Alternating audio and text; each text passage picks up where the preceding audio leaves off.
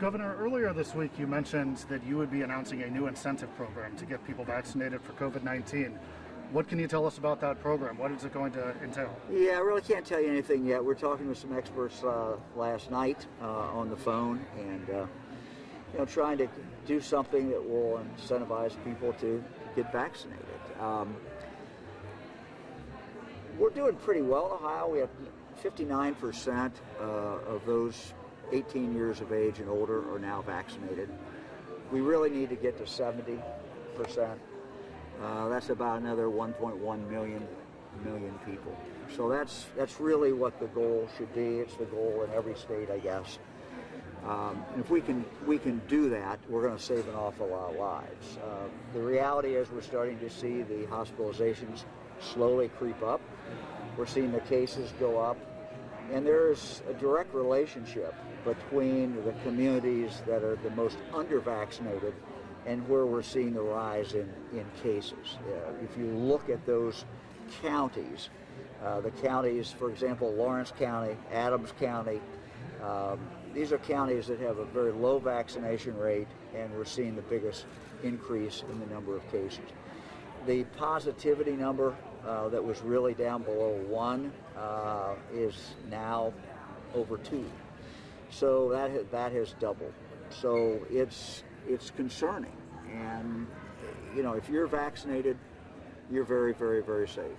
If you are not vaccinated, you're just not safe. And since you said it's concerning, are you thinking about reinstating like the mask mandate? LA is doing that.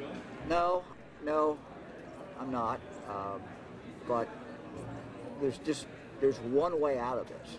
There's one way out of this, and that is more people get vaccinated. What about children under 12, though? They can't get vaccinated. That's absolutely correct. So what about schools? Are they going to have mask mandates? A lot of schools probably won't do it if you don't. We're going to give some very strong guidance to schools shortly. You make a very, very good point that those 12 and under, or under 12 cannot be vaccinated at all. What I hope to see is that the FDA will take these 3 vaccines where hundreds of millions of people have received them and move them from an emergency status to a regular status. I think that will increase the number of people who get vaccinated. Now, it's not going to take care of everybody. There's a lot of people who will never get vaccinated. But I believe that there are some people who are waiting, that's what they tell me, that they're waiting until the federal government says, yes, this no longer is an emergency basis. We're now proving this as we would any other vaccination. I think that's very, very important. And I've expressed this to the White House, and I'm publicly today again expressing it to the FDA. It's time. It really is time for you to give full approval.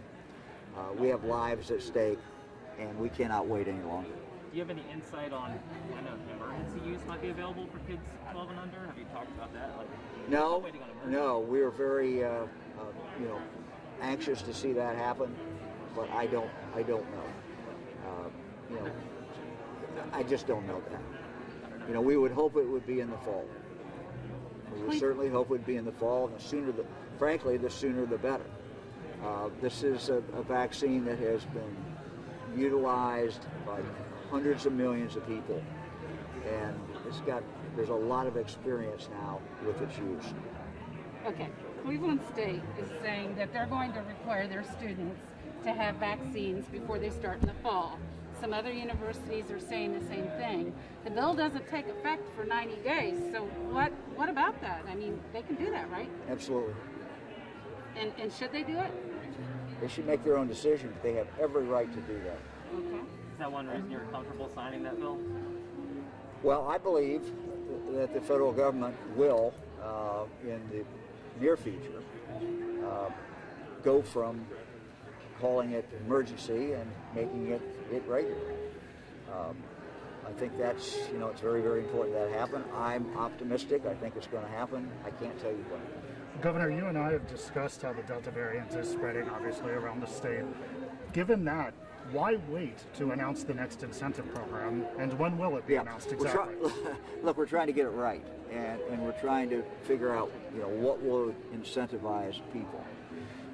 We got a big boost for 2 weeks out of the last vaccination incentive. We're trying now to figure out exactly what might incentivize people to get the vaccine. Columbus has got, for example, and we're not going to do this because we can't afford to do it, but Columbus is doing a pretty big incentive now for people to get vaccinated. And so we're kind of watching that and seeing exactly how that is going to play out. We're seeing other companies that are doing incentives. So we just encourage people to do incentives. We ask businesses to take a look at this again, see what kind of incentives you can come up with to incentivize your employees to get vaccinated. That's another way to go. Why can't the state do something like Columbus is doing? I mean, we have lots of money coming in from the federal government for this stuff. Why can't they give $100 to everyone? We're looking to see what happens in Columbus. I'm not going to go beyond that, but we're looking to see what happens in Columbus. And I'm sorry. Governor, you said something interesting that you heard people tell you that people are waiting for the vaccine to become, what'd you say, official or backed by the to go from an emergency status over to a normal status. Doesn't it seem that there's people that are absolutely who wanted to get it and got it, and people that don't want to get it, that they're saying that, it's my body, my choice, that they're not going to get it, that we're at a standstill right now? Well, we're not at a standstill, and that's the good news. Yesterday we had, I think, over 6,000 people reported got the first shot of the vaccine. Our numbers continue to move up. They're just not moving up as fast as we need them to move up, but they are moving up. We are now really in a ground game. I often think of Woody Hayes and the old saying, 3 yards in a cloud of dust. Well, now it's 4 inches, and we move on and try to get 4 inches the next day and 4 inches the next day after that. But people are still getting the vaccine. But I think you're right. There's a lot of people who are never going to get it. People who really, really want it have already got it. But there still is a group that can get it, will get it, and we have to do everything we can to incentivize them and to help persuade them to get it. I think the most important thing is just facts.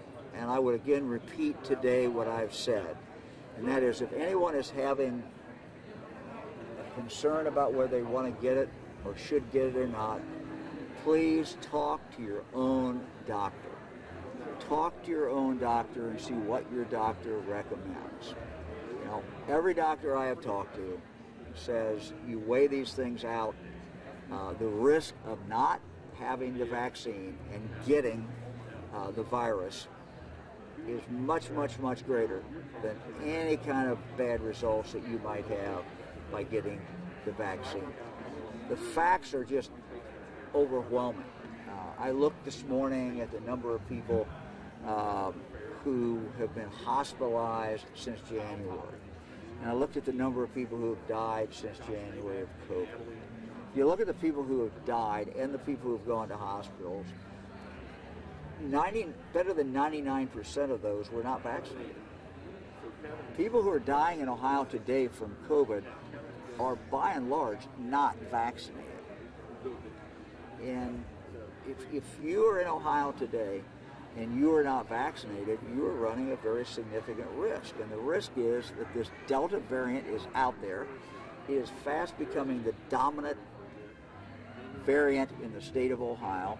And we know it's just a lot more contagious than what we were dealing with last winter, for example. We know that the unemployment rate is up last month. Are you sorry that you cut that $300 a week federal benefit, knowing that more people are out of work right now? Our month statistics this month tell us that over 31,000 more people are working in Ohio today than were working last month. Second, this is the first month that we've had new claims under 10,000. The first time since this pandemic began. We're also seeing a decrease in the number of people who are renewing their unemployment. So those are very, very positive things. Having 31,000 more people working this month is important, and we're happy about that. Do you have any thoughts on Mount Carmel requiring their staff to get vaccinated, and should other healthcare facilities follow their lead? Is the state going to? What's the state going to do too when state employees? Well, I think it's I think that it is significant to see what medical facilities are doing, and the way they've expressed it to me, and what I had said publicly, is they want their facility. If you walk into their facility, they want people to think they're going to be safe. So it sort of tells you what experts are saying, people who are running hospitals, and what they are in fact requiring. Governor, is the state going to when state employees return to the office? Are they going to be? No. I'm guessing they're not going to be required to get the vaccine, but what? Well, look, we're certainly encouraging them to do that. We very, very much encourage them to do that. Each department, is making its decisions about returning to work and how that is. They're working through that. But we really encourage people to get vaccinated. If you're not vaccinated and you're working inside, you should be wearing a mask. Governor, you talked about younger children as well. Obviously, those under 12 cannot get vaccinated right now. So are you concerned about schools reopening in the fall? We have about another month for more people to get vaccinated. This is a situation that we have young children who cannot right now get vaccinated. So their parents don't have a choice. These kids do not have a choice. And so anyone that comes in contact with that child could in fact be carrying the virus. So the most important thing we can do to help our children, particularly those who cannot be vaccinated, is for more of us to get vaccinated. We're at 59% in Ohio of adults. We need to get to 70%. And we need to do that, consistently throughout the state. If we could get to 70%, we would drive this variant down, and we would protect more and more people. We would save a lot more lives. So we're going to continue to encourage people. We're not going to mandate people to do it. People will make their own choice. But I think, again, as people look at the facts and talk to their doctors, doctors are going to tell them this is in your best interest to do it. But it remains an individual choice. And so getting the facts out and asking people to talk to their own doctor is probably the best thing that we can do.